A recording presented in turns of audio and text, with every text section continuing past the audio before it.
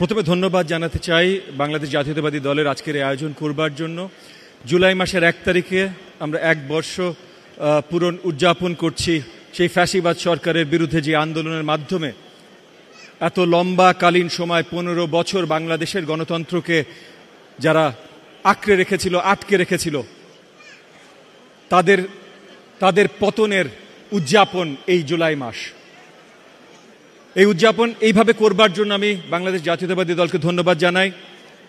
বাংলাদেশ জাতীয়তাবাদী দলের চেয়ারপারসন, সফল প্রধানমন্ত্রী, দেশনেত্রী জনাব বেগম খালেদা জিয়া, বাংলাদেশ জাতীয়তাবাদী দলের ভারপ্রাপ্ত চেয়ারম্যান জনাব তারেক রহমান, যার অনেক অবদান আছে গত 10 বছরে, বিশেষ করে জুলাই আন্দোলনেও। একই সাথে আজকে এখানে প্রথম সারিতে যারা বসা, প্রথম থেকে শেষ সারি পর্যন্ত যারা বসা, গত 15 বছরের ফ্যাসিবাদ সরকারের বিরুদ্ধে তারা সবাই সংগ্রামে ছিল, তাদের সবার অনেক ত্যাগ তিতিক্ষা আছে। আপনাদের সবাইকে আমার সালাম এবং শুভেচ্ছা। এই মাসটা যেমন উদযাপনের মাস হবে, তেমন একই স্মৃতিচারণের মাস হবে।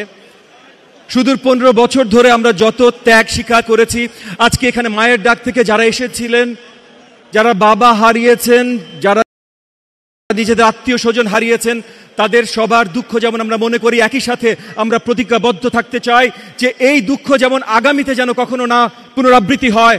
একই সাথে তাদের পরিবারদের এই জাতির কাছে থেকে যে প্রাপ্য, সেটা যেন তারা সঠিকভাবে ফিরে পায়।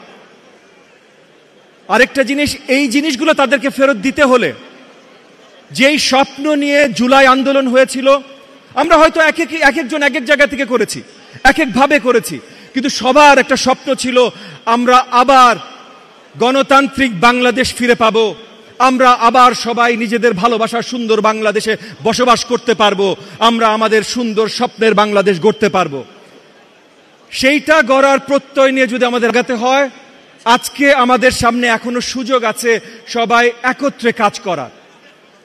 জুলাইয়ে আজ থেকে ঠিক 1 বছর আগে আমরা কেউ কারোর কাছে কোনো পরিচিতি জিজ্ঞাসা করিনি, আমরা কেউ কারোর কাছে দলের পরিচয়, ধর্মের পরিচয় কোনো কিছু জিজ্ঞেস করিনি। পিআর চাই, এইটা চাই, কি চাই, কিচ্ছু জিজ্ঞেস করি নাই। আমরা সবাই একসাথে মাঠে ছিলাম। আজকে মনে রাখতে হবে, এই 1 বছর উদযাপন যখন আমরা করছি, যে দেশের অবস্থা এই মুহূর্তেও ভালো না, আমাদের অর্থনৈতিক অবস্থা ভালো না, আইন শৃঙ্খলার অবস্থা ভালো না। যেই দিক দিকেই তাকাই, অনিশ্চয়তার দিকে আমাদের দেশ তাকিয়ে আছে।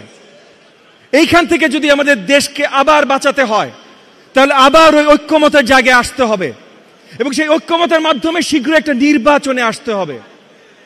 আমি আজকে এখানে দাঁড়িয়ে জনাব তারেক রহমান সহ সকলকে ধন্যবাদ জানিয়ে একটাই শুধু কথা বলবো, চলেন ভাই আবার 1 বছর আগে যেমন সবাই একসাথে ছিলাম, সবাই একসাথে হই, একসাথে ভিন্ন ভিন্ন দল, ভিন্ন ভিন্ন মতে নির্বাচন করি, কিন্তু জনগণের প্রধান অধিকারটা ফিরিয়ে দেই এবং দেশের স্টেবিলিটি ফিরিয়ে নিয়ে আসি। আপনাদের সবাইকে অসংখ্য ধন্যবাদ।